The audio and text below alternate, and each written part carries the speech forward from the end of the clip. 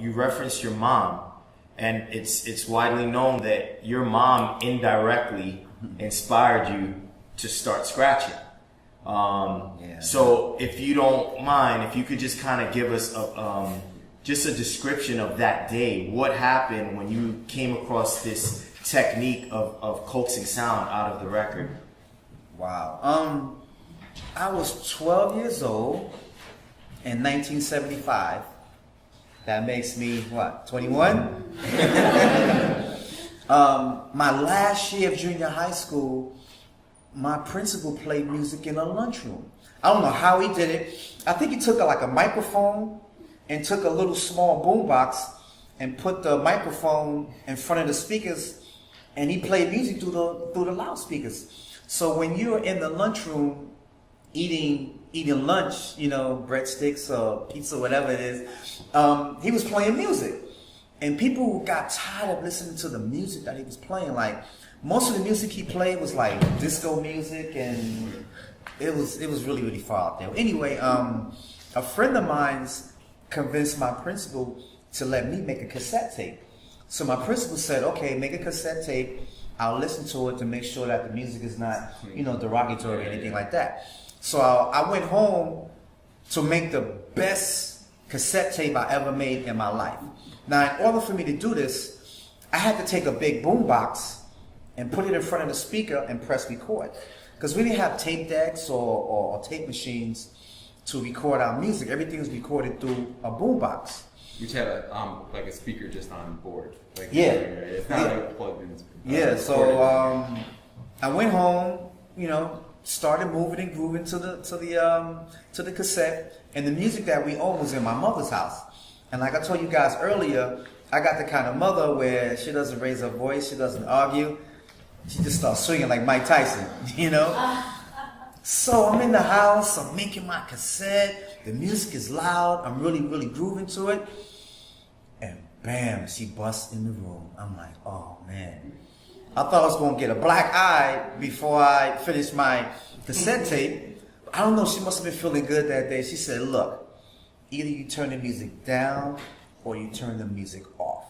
When she came in the room, those couple of seconds seemed like an eternity. She like startled me. I mean, my hair went up. Well, I had hair back then. And the mixer that I was using, the mixers that we use today go from left to right. Crossfader. Yeah, the crossfaders go from left to right. If you're on the right side, you're on the right turntable. If you're on the left side, you're on the left turntable. But the mixers that we had back in the early days were up and down. They went up and down. So when my mother came and busted in the room, she kind of startled me. So both levers on the mixer went up, which means that I can hear both records at the same time.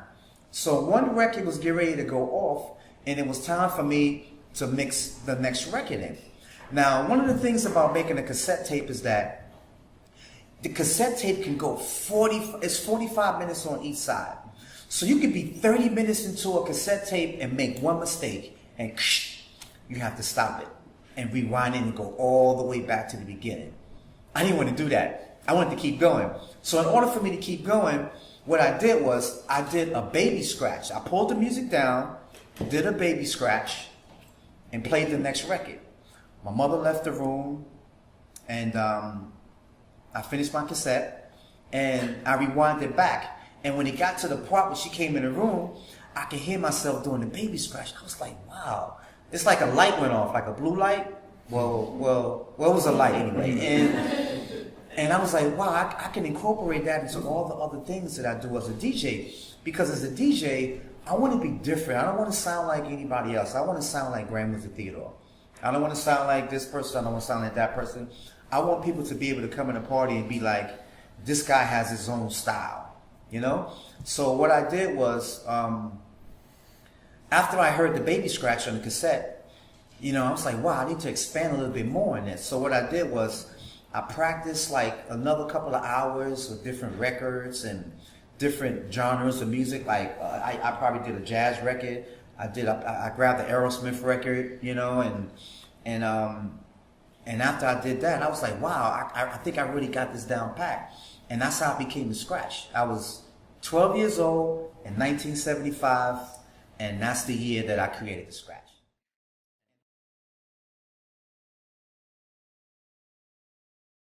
Well, when my moms came in, I kind of froze. Okay. So this record was still playing. Yeah. Okay. This record was playing. Right.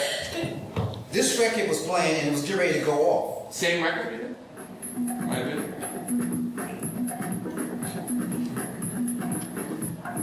Yeah. This record was getting ready to go off. And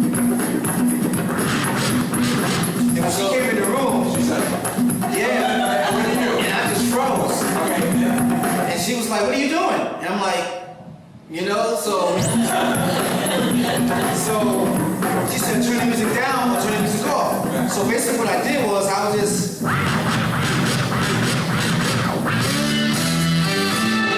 and then she left the room, Right. and then I just kept going. And then you played back the tape. Yes, and I was like, wow.